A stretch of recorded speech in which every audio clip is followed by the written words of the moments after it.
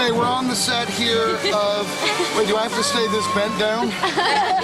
My good friend Lamont Jordan once said, we're rolling. I'm so sorry for my allergies.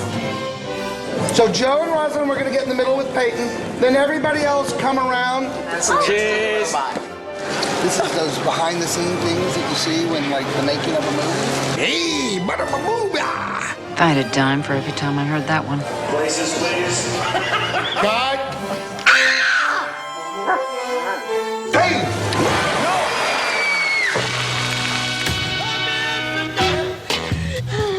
Joe Kingman is, I based Joe off of a lot of players who I've had the privilege of playing with. There's a lot of Joe Namath in Joe Kingman in terms of his entertainment ability, in terms of his charisma, in terms of his athletic ability. Kingman with some fancy footwork. And Joe Kingman is one of these guys who, from the very beginning, was born to be the greatest quarterback on the planet.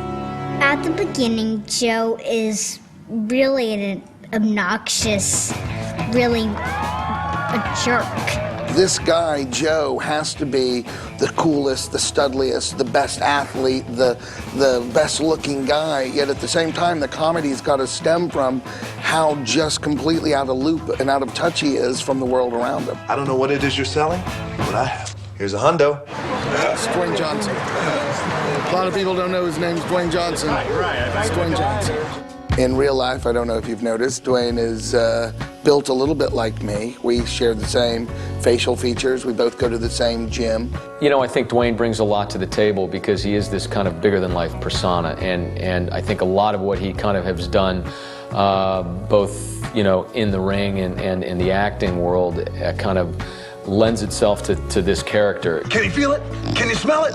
Do you believe it? Darren Stat, Rock's agent, called us and said that Dwayne Johnson, The Rock, was a fan of our movies. He really liked The Rookie and Miracle, and he was hoping that he could do a movie that was uplifting.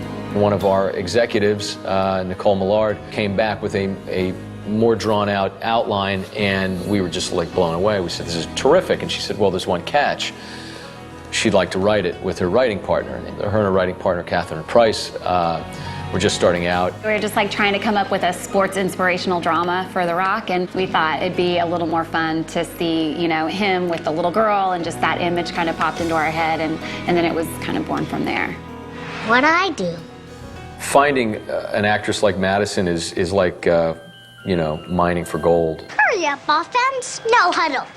Come on, let's go. Madison, when we first met her, and she just sort of charmed us on her very first audition. She came in, she had a little tutu, and she couldn't have been more adorable. This is a great little actress in the making. Every second you spent with her, you were charmed by her. Oh, ball hog. When we started screen testing her, and we started to be able to see her with Dwayne, I remember the first time that they had an interaction, Dwayne looked over at all of us, and his face just said, like, wow, this one, watch out for that one. I think at that moment we knew that there was something incredibly special about her. Making a movie is a difficult process. Staring, background, action. It all falls on Madison's shoulders. Let's do it. And she truly was the little engine that could. When we're tired and we're hurt and we don't want to get up and we don't want to play ball and we don't want to do this, we look over at her being an absolute pro at her age and go, how is she doing it? We find a way to kind of get re-inspired because we know she's carrying the load.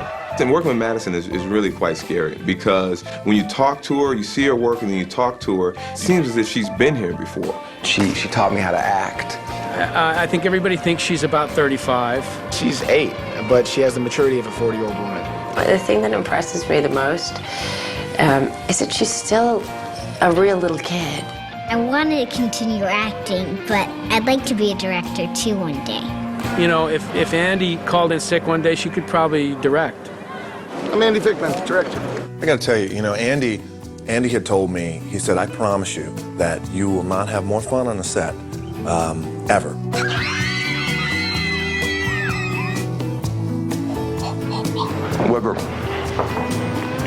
Weber, you got it. This is a good team. You know, the football players and you know, the crew and everybody. It's been a great team to work with. Mark Chardy, not a good producer. Gordon is a good producer because Gordon's sitting next to me. Mark got up. Mark's a bad producer. Andy is a wonderful director to work for because he creates a safe environment. What? Are you stupid or something? Stupid is a mean word. In general, I hate most people. And so it's easy for me to mock them, ridicule them on the set. A lot of people think, oh, he's being funny when he says, you're fat. I'm really not. I'm really saying you're fat. Look at him. Look at that producer working. It's been amazing to work with Andy because Andy approaches his work and the way he deals with actors, he instills fear and intimidation, and that's how he gets his results. I can't use that, okay? When I think someone physically is gonna hurt me the way Andy makes me feel at all times, I deliver. He's not only an actor's director, but he's a producer's director and he's a studio's director. I'm finding out a lot of things about Andy Fickman. It's about 3:45. We've been shooting football since 4 a.m. Just found out, and I'm not pointing fingers, we actually have no film. Haven't had film all day. What a stupid, stupid, stupid thing for you to do. Listen, if nobody understands what you're saying, nobody can blame you later on. That way when people are complaining about dailies, I'm like, I said it. This has been one of the, at least for me, and I think, you know, everybody that works with him will probably say one of the best experiences ever making a movie because of Andy's approach to filmmaking. Betty Bennett, job security if you're laughing at the boss. He's just really nice to work with. I love Andy. I'm gonna miss him when we wrap. Someone will be fired. Can you, sir, you fired. He's really smart, you know, and smart funny is the funniest kind of funny. He just lays on his side. He had a line of drool just hanging there. Got a problem with it? He's a really unique guy, and you know, he brings that sense of humor which kind of trickles down to everyone else. This is why we have a lot of fun, but we don't really work too efficiently. Get your head in the game. I never ever dreamed that all of a sudden, you know, I'd be the MVP, going to the Super Bowl, quarterback. So all this, for me, is very surreal, and it just reminds me of how cool movie making is. I'm Mark Ellis. I am the football coordinator, second unit director on the project, The Game Plan. Now, Action! from a football coordinator standpoint, Mark brings an infectious energy, and he's always trying to design plays that are kick-ass, that are real, that are authentic. Choreographing the action starts way before I even get my hands on the athletes and actors. Kind of went in with the writers and the director and the producers and said, well, what are we really trying to say here? We kind of saw the same type of movie, and what we both wanted to do was take a family film and make it a little bit more challenging. Today's audiences, they're savvy. Money doesn't grow on trees. The last thing you want to do is sit in a theater, and it's like you're here, you pay money to see your star, and all of a sudden, big action sequence, and you cut away, and it's somebody back of somebody's head. I didn't want that. Luckily, very early on, we got our hands on Dwayne and saw how athletic he was. You know, I played football for 10 years, and so for me, putting the pads on, man, it's like a dream come true. This guy moves, swagger, everything like a quarterback. Everybody get on the king's back, and I'm gonna lead you to the promised land. So then we started choreographing the plays and putting X's and O's to it. After we did that, we said, okay, the playbook's ready. Now let's bring the personnel in. We bring in professional football players. Majority of our players are arena football players that are currently getting paid to play football. We brought them to Boston, we grabbed the actors, we threw them all together and said, boys, we're going to training camp for about 2.5 weeks and we're going to work hard. It was my first time seeing the football stuff choreographed and then watching it being shot. Mark Ellis put together a great team of guys around me. You know, these guys could step in, drop back, get hit, scramble, do what they need to do. So at the end of the 2.5 weeks, we said, okay, we're ready to kind of go to battle and we're camera ready. We were about 5 days away from physical production when Rock ruptured his Achilles. You heard it pop, just like that. Time just kind of stopped. I mean, it was devastating. Okay, what now? Because what I realized there at that instant on that field is that production is going to be shut down. Cut! Our concern was his health and well-being, and at that point the movie became almost a forgotten memory. Right away, the studio got behind this project and said, you know what, as soon as he heals, we're going to shoot this film. Really just said, if you can walk, then you can do this film. Hearing that inspired me. How does this feel? Feels great. Good, good. I called my surgeon. I had surgery on the 23rd, 4 days later. I talked to Andy and Disney, and we set a date saying that we're going to start on September 25th.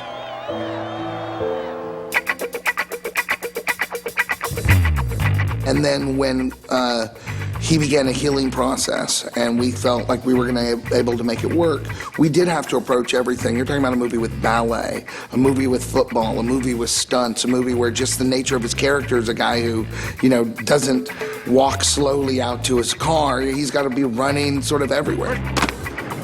The adjustments that we had to do were, you know, I was unable to run the way I wanted to run. Oh, he's running! He's running! But what I can do, I could give you performance, I could give you Joe Kingman, I could give you Joe Kingman in the huddle, how he commands a huddle, the things he says to his players. We got plenty of time, and I'm gonna tell you why. You know why? Because the rebels never say no. We would sort of lay it out in terms of the possibilities, and once he would see, well, why don't we do it this way, why don't we do it that way, and I think I can try that. So what we did is we doubled him with great athletes for football. We have 3 body doubles for Joe Kingman, the character. Obviously, every single one of them has his own strengths and weaknesses. Some of them throw the ball better than others. Others run well. You know, part of Joe's deal is this guy is an all-purpose threat. Kingman with some fancy footwork. So we had to bring 3 guys in that can kind of have a little bit of all those ingredients. And then there's usually one that's just a punching bag. I think there are about 6 different Joe Kingmans, and I think that the movie should be renamed All the King Men. The big hit, we will not do it on the first take. The big hit. It's a big hit. We had to have a hit that's career-ending. That's at what point I say, okay, stunt double. Every year, as the audience becomes more sophisticated, the bar's raised. And we wanted to do something that was different, that you've never seen in any other movie. You got to go through and let it go. So we set up this hit. We were like, you know, it's got to be memorable. It's got to be the hit that sends our quarterback out. I have found the only way to do it is to line up across from each other and let it go. Stay focused for the next 30 minutes. Big time. Mark Ellis and I worked out a huge hit to make it appear to be career-ending. Delivering that career-ending hit is Eric Big E, the Under Armour, you know, click-clack guy who is every bit of a football player. Who's the king now, Joe? I am! And he's just a scary guy out there, and he likes to talk smack. And so we had the perfect guy to play this nemesis. All right, here we go. On the day, I think we ended up doing it 3 times.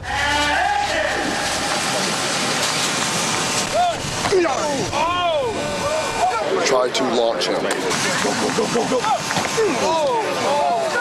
Cut, moving on. We did the first couple of hits. We were like, okay, I think it's good. That's a good hit. Those are good hits. Mark Giardi and I were sitting behind the monitor, not satisfied that the hit was big enough. We almost got there, and we were going to stop because I think a guy can only take so much, but 2 football players came and said, you know, we can do this better. And he said, I got one more in me. I got one more. One more. Oh, he is mashed! Look at the head whip. Look at the snot, look at the snot, Coach, look at the snot on E. Bam! Look at the snot. It was bone jarring. He went down like a sack of potatoes. Literally knocked the snot out of him. In slow motion, snot did come flying out of his face mask. You could see it on film flying through the air. And when I look at that hit over and over again, I see these 2 powerful athletes who just collided. It was huge.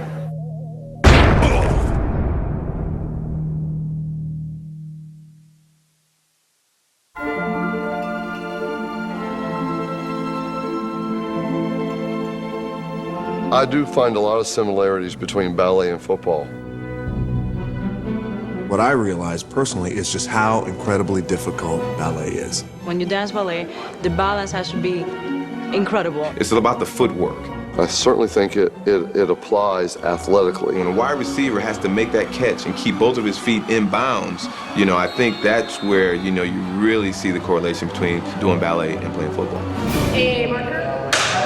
Control of the body control is huge. It's like total body control. It's so graceful and it's like a really, really amazing sport. Teaches you about your core and how to use your inner strength coupled with your outer strength.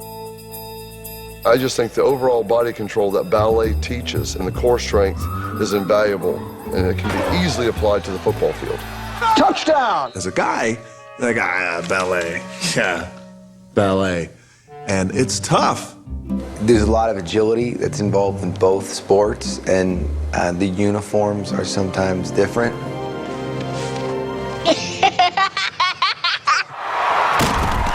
Football is a very aggressive, athletic, warrior sport, and we don't often pay enough attention to the agility and the grace, and that's what ballet teaches you.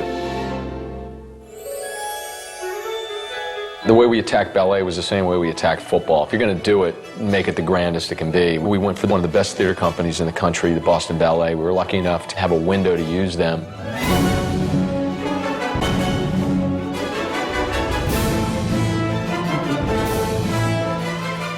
We have a ballet in our movie that turned into something that was quite remarkable. Andy Fickman basically wrote a script, a very small script, a scenario of this enchanted forest. If I have Joe playing football as a character, I need Monique as the ballet teacher to be doing ballet. And it was an important part of treating both worlds with a great deal of respect. Hey, so what were you saying about ballet not being a real sport? So it was a real collaboration to come up with the story, the music, and the choreography. It wasn't a recital, it was a real ballet performance. It's a massive undertaking. We had a ballet teacher, teaching our actors the, essentially a 4-act play. And that's when I realized that I was gonna have to full-on dance professionally. So started training again, and I pulled it off, but once again, my body was just telling me, Ross, you're too old. No, in case you forgot, I am a freakishly large man, and these are freakishly small tights. Where else can I put on that type of outfit?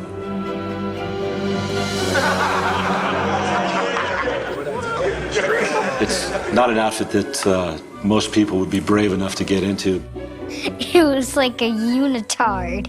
That was really funny. I loved doing the production. It was one of my favorite parts.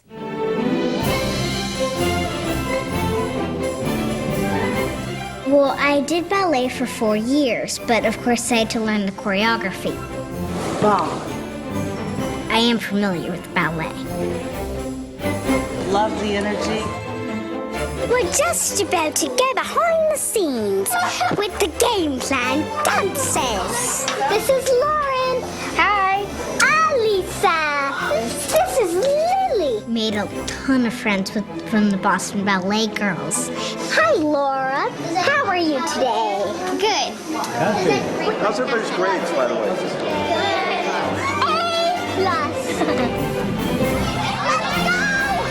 A+. Miss you all. This is Elizabeth. I really miss all my friends. Is that all you got? Oh, no. Everyone, I think, on this whole set is just nice, like from the director on down. Just the whole movie. It's just fun. So it's just been a pleasure. And that is worth more than money for the time being, anyway. Oh, God. There's nothing usable. You heard it here first, folks. More people are going to hear about this. That's a movie. It was an amazing experience. He's awesome. He's the best. He's my favorite. Mi favorito. Le cupí. This is where the B-Dub wins an Oscar. But it's stuff like this, really makes movie making fun.